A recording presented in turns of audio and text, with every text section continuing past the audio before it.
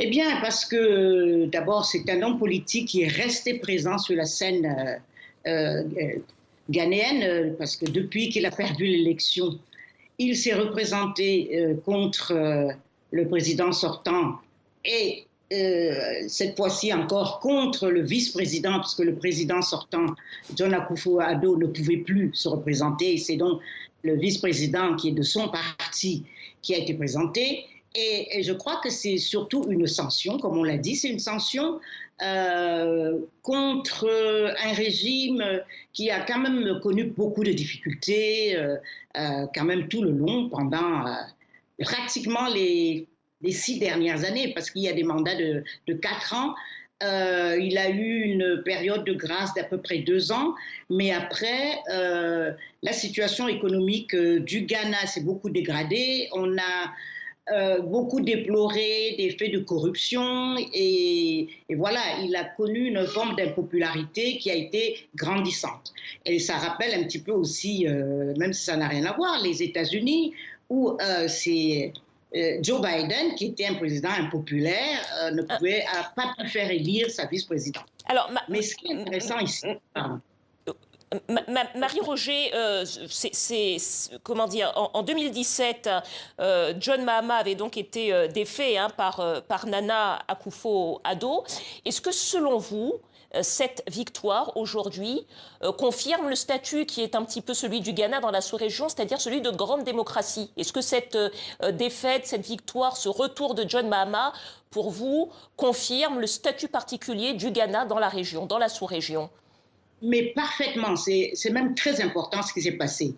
Il est clair que dans l'actualité internationale, on parle surtout de la Syrie, mais pour nous en Afrique, ce qui s'est passé au Ghana vient à la suite de ce qui s'est passé au Sénégal, à Maurice, au Botswana, où on voit le parti de l'opposition remporter l'élection. Et c'est une véritable alternance. Et ça, c'est dans un contexte où la démocratie est quand même très contestée à travers le monde, elle est en mauvaise forme, même, bon, j'ai parlé des États-Unis, mais ailleurs, et aussi en Afrique de l'Ouest, parce que ça se passe en Afrique de l'Ouest, le Ghana est limitrophe de pays qui ont choisi de soutenir des juntes militaires, et où on a eu coup sur coup 3 coups d'État. Même 4 si on compte la Guinée. Et donc c'est très important parce qu'on voit qu'il n'y a pas eu de phénomène de contagion inverse. C'est-à-dire, c'est pas les putschistes et l'anticonstitutionnalité qui gagnent lorsqu'on a des difficultés économiques et des difficultés sociales, mais que les Ghanéens tiennent à organiser des alternances crédibles.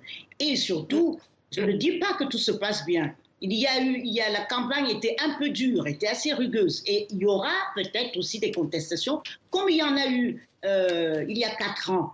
John Mahama avait perdu de très peu, il a fait des recours, mais il s'est incliné devant le verdict des autorités électorales. Et donc, savoir régler les contentieux électoraux, ça fait partie du processus. Et c'est très important parce que même si la démocratie telle qu'elle s'exerce actuellement est mal en point, elle est assez contestée, il y a une chose qui est claire, les élections qui se déroulent de manière crédible sont un vecteur de paix sociale. Et il faut saluer donc la déclaration du vaincu, qui a dit, voilà, on n'a pas encore les résultats, mais je m'incline, j'accepte, parce que justement, je ne voudrais pas qu'il y ait des troubles dans mon pays. Et chaque fois qu'on a eu des troubles et des insurrections et beaucoup de morts, c'est toujours lorsque la population s'est sentie flouée. Et on peut prendre beaucoup d'exemples, le dernier en date étant le Mozambique. Voilà, cette élection donc au Ghana, élection présidentielle et législative, qui confirme donc, selon vous, le statut de démocratie remarquable du Ghana dans la sous-région, en Afrique de l'Ouest. Merci beaucoup à vous, Marie-Roger Bilois, journaliste, éditorialiste.